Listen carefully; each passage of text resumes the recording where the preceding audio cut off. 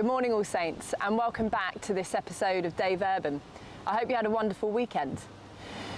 This week on DEI VERBUM, we continue to focus on repeated themes of wedding feast and kingdom of God. Let us understand what this week's gospel helps us to explore.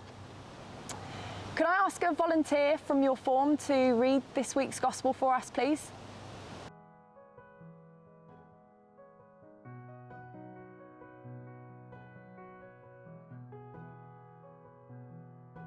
Thank you for reading the Gospel. Like last week's Gospel, we have seen a trend in the parables. The King is God. The King's Son is Jesus. The invited guests are the leaders. God's servants are the prophets of Israel and messengers.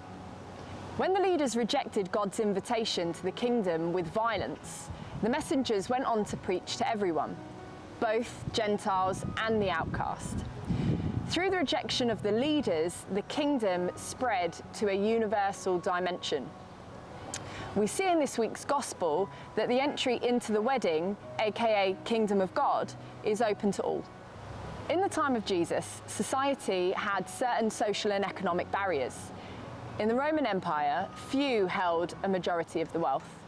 This reflects the general difference between the rich and the general population. Ancient people viewed wealth as static and given according to divine will. They held social status in the same way.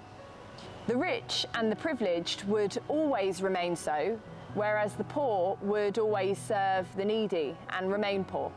Social functions like royal wedding feasts reflected the general social outlook. Only the privileged would gain invitation, and the seating arrangements at such functions indicated the importance of the guests in society. The higher in status sat closer to the host, while the lesser sat further away. One knew his place in society based upon his seat at dinner. Even in today's society, we see a reflection of this structure. In the parable, we see the king send multiple invitations to his noble guests, and many rejected in defiance to the king's authority.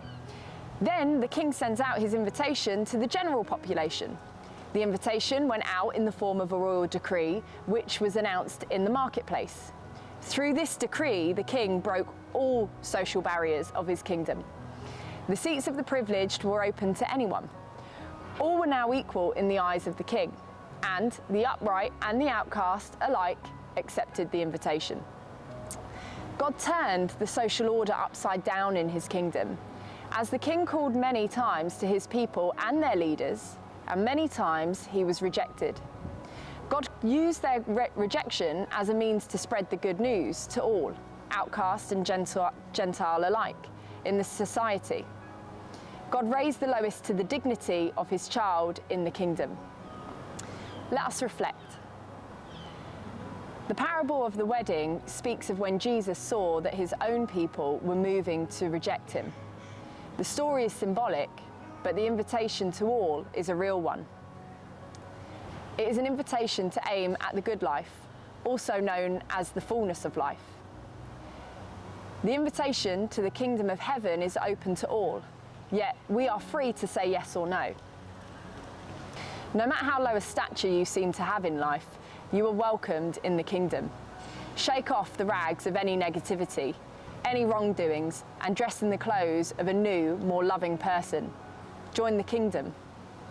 Let us try to focus this week to answer that question of how do I respond to the invitation to the kingdom? Have a wonderful week, all saints.